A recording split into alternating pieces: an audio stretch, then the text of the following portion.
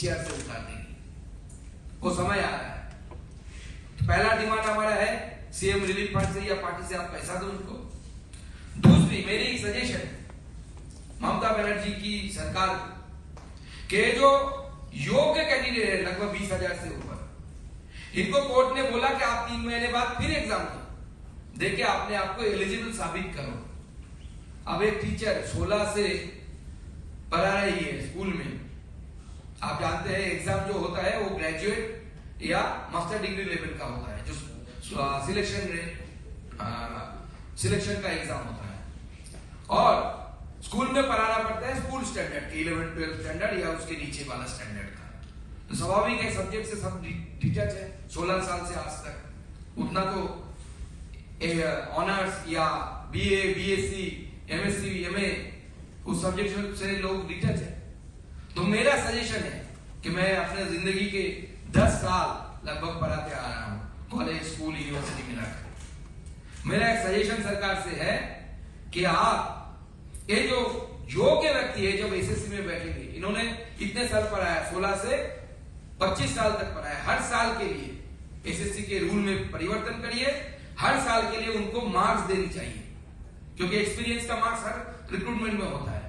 कोई बंदा college service commission में जाता है तो उन्होंने कितना कॉलेज में पढ़ा है, कितना साल, उसके लिए मार्क्स दिया जाता है। तो मेरा सजेशन एज ए टीचर मैं ये देना चाहता हूं सरकार को कि आप नियम में परिवर्तन करिए। इन सारे टीचरों को जो योग्य थे, जो टेंटेड है, जिन्होंने पैसा देके नौकरी मिला, उनके लिए नहीं, उनके साथ हमारी सहानुभूति है, लेकिन शिक्षा जैसे महत्वपूर्ण मामले में, और उस कौन सी शिक्षा, सरकारी शिक्षा जहां पे आम आदमी के बच्चे जाते हैं, बच्चियां जाती हैं पढ़ने के लिए, उसके साथ कॉम्प्रोमाइज नहीं होनी चाहिए।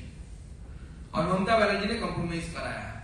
इसलिए जो एग्जाम में बैठेंगे योग्य टीचर है उनको रिलीफ मार्क देने की व्यवस्था की जाए। और लॉ के जानकार लोग वो बता पाएंगे। मैं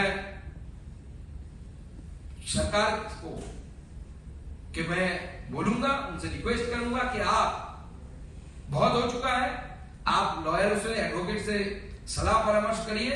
अगर आर्टिकल 146 या किसी पे भी योग्य के लिए, योग्य जो टीचर है लगभग 20,000, उनके लिए अगर आप फिर से सुप्रीम कोर्ट में अगर कुछ कर सकते हैं, कुछ प्रावधान है, तो उसको भी एक्सप्लोर करना चाहिए योग्य लोगों को बचाने के लिए, क्योंकि ये लोग पूरे रास्ते में आ चुके हैं। ममता बनर्जी ने पूरी तरीके से बंगाल के भविष्य को खत्म कर दिया है। और मैं आपको बताता हूं, ये सिर्फ शुरुआत है। 8 तारीख को दूसरा केस खुलने वाला है, मतलब जो सुप्रीम कोर्ट ने स्टे ऑर्डर लगा के रखा है, जिसमें फिर से विचार होगा कि कैबिनेट में, जो मैं बात पहले ही बताया, कैबिनेट ने जो सुपर न्यूमररी पोस्ट क्रिएट किए, इसके लिए फिर से कोर्ट सुनवाई करेगी।